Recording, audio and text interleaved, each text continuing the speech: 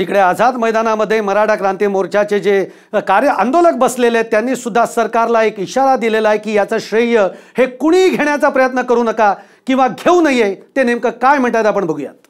गेल्या 36 वर्षापासूनचा मराठा आरक्षणाचा लढा जो आहे हा आता कुठेतरी संपताना पाहायला मिळतोय।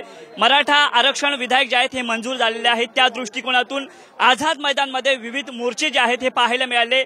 मराठा क्रांती मोर्चाचा ठिय्या आंदोलन देखील सुरू होतं। विविध नेते जे आहेत, सत्ताधारी विरोधक या ठिकाणी येऊन गेले आणि विविध आश्वासनांची खैरात जी आहेत ही देखील देऊन गेले आहेत। आपल्यासोबत मराठा क्रांती मोर्चाचे समन्वयक आहेत, त्यांच्यापासून आपण सुरुवात करणार आहोत। त्यांना ज्या आश्वासनं जे आहेत नेत्यांनी दिले ते मान्य आहेत का त्याविषयी आपण विचारणार आहोत। काय सांगाल? एकूणच विविध नेते जे आहेत, सत्ताधारी विरोधक या ठिकाणी आपल्याकडे येऊन दिलेले आहेत। मराठा आरक्षणामध्ये विजय जरी आपला झाला असला तरी अजूनही काही मागण्या मान्य आहेत। ठिय्या आंदोलन मागे घेणार?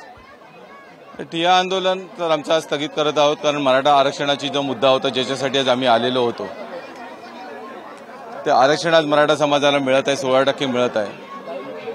पण बाकीच्या ज्या आमच्या मागण्या आहेत, प्रलंबित मागण्या आहेत, त्याच्यामध्ये ज्या मुलांवरती गुन्हे दाखल करण्यात आलेले आहेत, मगाशी एकनाथ शिंदे साहेब आले होते, त्यांना देखील आम्ही सांगितलं होतं की उद्याच्या उद्या विधेयक काढा की या मुलांवरती ज्यांच्यावरती गुन्हे दाखल करण्यात आलेले आहेत आणि जे गुन्हे आमच्या मुलांनी खरं म्हणजे केलेलेच नव्हते, सरकारने म्हणजे त्यावेळी परिस्थिती जी उद्भवली त्याच्यातनं झालेले गुन्हे होते, ते मागे घेतले गेले पाहिजे ताबडतोब। त्यानंतर जे आमचे बांधव या महिनाभरामध्ये 2 महिन्यामध्ये मागच्या जे शहीद झाले, ज्यांनी बलिदान दिलं या मराठा समाजाच्या आरक्षणाच्या चळवळीसाठी, त्यांच्या कुटुंबियांना कमीत कमी 10 लाखाची मदत उद्या घोषित केलीच गेली पाहिजे आणि त्यांच्या कुटुंबियातील कमीत कमी एका माणसाला तरी सरकारी नोकरी ही दिली गेली पाहिजे, एवढी त्यांच्यासमोर आम्ही सांगितलेले शब्द होते। पण विविध आश्वासनं नेत्यांनी या ठिकाणी दिलेली आहेत। आरक्षणाचा मुद्दा जरी झाला असला तरी तो आज टिकेल की नाही टिकेल हा देखील प्रश्न प्रलंबितच आहे। एकूणच ज्या सत्ताधारी विरोधकांनी जे आश्वासन दिले त्याची परिपूर्तता होईल असं वाटतं?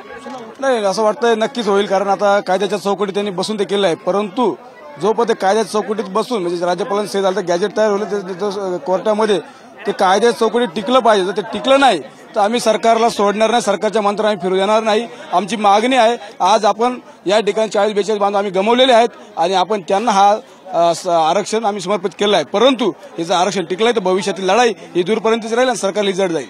जल्लोष सत्ताधारी पक्षांनी केला, सुरुवातीला एटीआर आणला, नंतर या ठिकाणी विधेयक मंजूर करण्यात आलं, मोठ्या प्रमाणात फेटे बांधून जल्लोष सत्ताधारी पक्षांनी केला। तुम्ही मराठे म्हणून जल्लोष जाहीर करू नका असं आव्हान केलं होतं, मात्र त्यामध्ये मराठे नेते देखील पाहायला मिळाले, आमदार देखील पाहायला मिळाले। निश्चितच मगाशीच सांगितल्याप्रमाणे आम्ही जल्लोष करणार नाही, कारण त्याचं कारण की आमच्या तरुणांवरती केसेस आहेत आणि आमचे 42 तरुणांनी आत्मदहन केलेलं आहे की आत्महत्या केलेलं आहे। तर आमची हीच मागणी आहे की आम्ही जल्लोष नक्कीच करू, आम्हाला समाधान लाभणार आहे की मराठा आरक्षण भेटलं, आम्हाला समाधान आहे। पण जल्लोष कधी करू? ज्या वेळेस आमच्या या सगळ्या तरुणांवरच्या केसेस मागे घेतील आणि ज्या वेळेस आमच्या जे 42 तरुणांनी ज्या आत्महत्या केलेल्या आहेत त्या तरुणांच्या कुटुंबियांना जेव्हा सहाय्य मिळेल, त्यांना सेटल केलं जाईल, तेव्हा आम्ही निश्चितच जल्लोष करू।